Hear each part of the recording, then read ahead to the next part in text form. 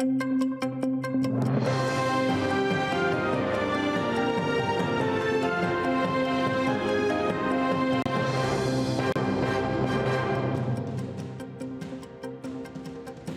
alaikum, эфирде заман бүгін февральнан 26 студияда Шевкет Наматулаев чалыша. Дёрт елебел Қырымда Русия стилясына қаршылық көстерілген еді. Қырымнан юқары шурасы февральнан 26-сына невбеттен тыш сессияны белгілеген еді. Анда референдум қарары қабыл етілежек еді. Милли Меджлис Қырым парламенті өгіне Қырым ишғаліне қаршы шыққанларны топлады. Украинаға қол тұтып митингінде 10 000-ден зияде инсан эсасен Қырым татарлары келген еді. Юқары шура өгіне Русия тарафдарлары да шықты, қалабылықлар башлады. Февральнан 26-сына белгіленген сессия ойледі олмады. Украинада бұл күнні Қырымнан Русия ишғаліне қаршылық көстеріп күн оларақ танымаға планлаштыралары.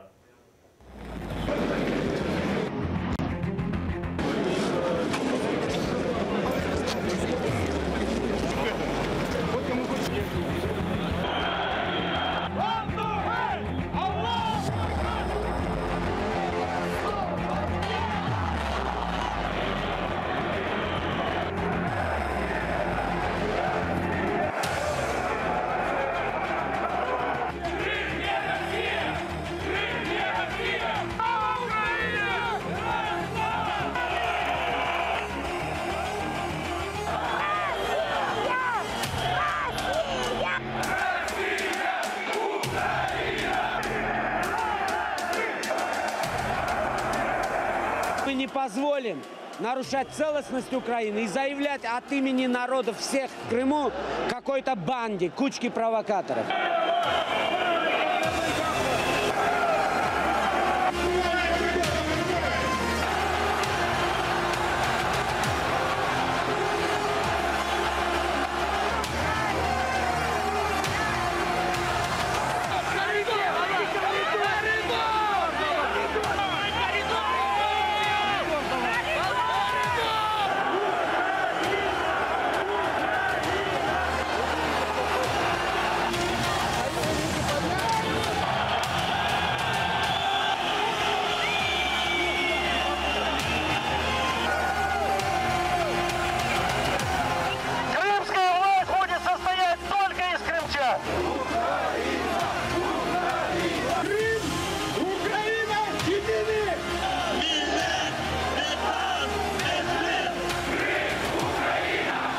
И будем всегда.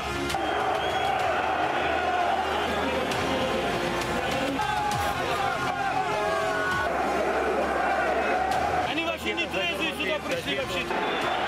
Вино, монобах из Болгар. В этой стороне были россияне. Мы находились с той стороны. Они явно не пришли с мирным протестом.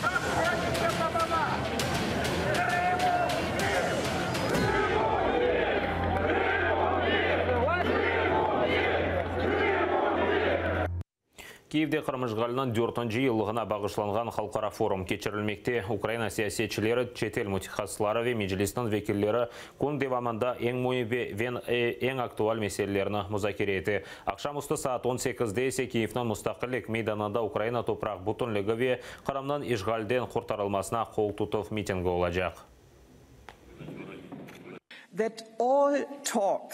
Всі розмови про зняття санкцій з Росії недопустимі. Санкції повинні діяти, поки Путін не виведе свої війська з території України і не відмовиться від стратегії викривлення подій в Україні. Хочу висловити протест тим представникам Німеччини, які говорять про зняття санкцій. Санкції, які сьогодні прийняті по відношенню до Росії, вони є достатніми для того, щоб в якійсь мірі зупинити російську агресію проти України, але вони є вкрай недостатніми для того, щоб змусити Росію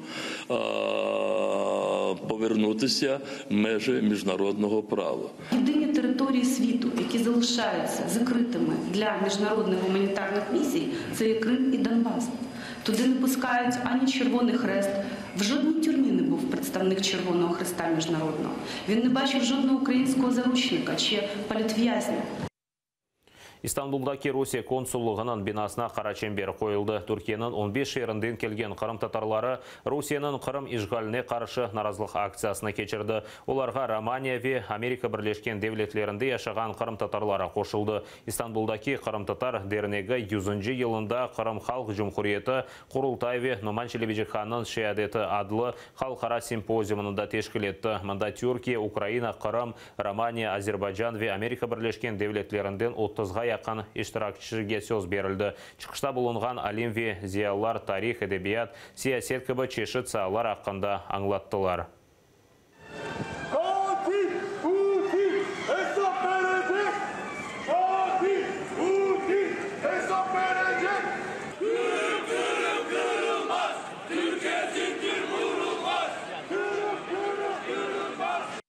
Путин Қырымдан дефол Хельсинки мерkezінде бұның кібі шияр яңғырады. Анда Украина топрақ бұтынлігіне қол тұтмақ үшін Украина диаспорасынан векіллері келді. Оларға Украина ве Қырым татар халқының фин достлары қошылды.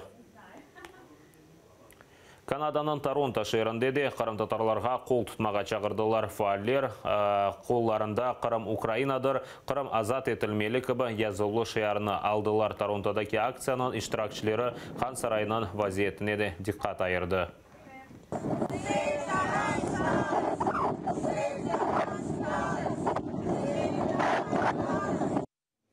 Ишғал оның ақыбетлері ве Қырымның азат етілмесінен бағлы меселелер, Ярмадада яшайшынен бағлы мевзулар, ендіден сон атыр телеканалының мақсус яйында музакире етілежек. Түневін көпір адлы ток-шоуының ilk яйыны олды. Программада Қырым татарларының етекчілері, сиясетшінас, мутихасыз, миллет векілері ве арбилер Ярмада ишғалының себеплері аққанда лаф етті. Өлі бір шей башқа ерде текраланмасын деп, насыл құлясалар чықармақ керек кібі фікірлер сеслендірілді.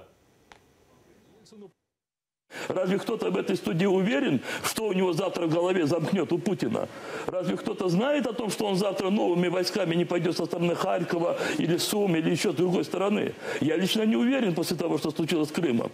И эта ситуация может повториться. И поэтому главный урок Крыма в том, что мирные люди, гражданское общество свою задачу выполнили. И когда надо было вступить уже в действие всем силовым административным органам, они этого не смогли сделать. Ишғалжы әкиметінің Ярмада сакинлеріні сатып алмаға тырышқаны да лаф етілді. Көпірінің яңы яйыны мартынан 11-де олacak.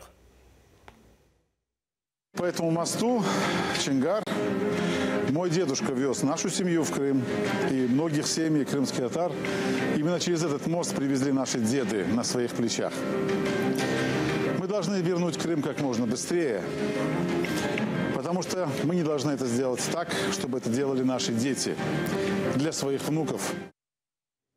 Киевде Қырымнан атеш жолы фотолейхасы тақдим етілді. Сергіде Украина шарқында терроризмге қаршы тедбірлерді иштирак еткен гоноллы украиналыларының фоторесімлері нумайыш етілді. Қырымлыларының 10 фоторесіміні ве икаясы топланды. Тақдим мерасимінде Қырым ишғалының 4 елы мұнақашасы да олып кечті. Фоторесімлерінің муалифы Крис Кулаковска мескор лейха üzerinde 2 ай чалышты. Мариуполь, Мелитополь ве Львовқа барып фото чықарды. Сергі açılышында Қырым татарларының лидері де иштирак етті. Фоторесімлеріні мартынан сонына қадар Қырым евінде көрмек мүмкін. Як ми обирали героїв? Всі вони мали бути пов'язані з Кримом, або це кримські українці, народжені в Криму, або кримські татари, які повернулись в Крим після депортації на початку 90-х. Різний вік від 25 років до 62. Всі вони особливі, мають важкий бекграунд і непрості умови. В когось до сих пір живуть діти там з дружинами, в когось лишились батьки, тому їм не зовсім безпечно приймати участь і бути публічними.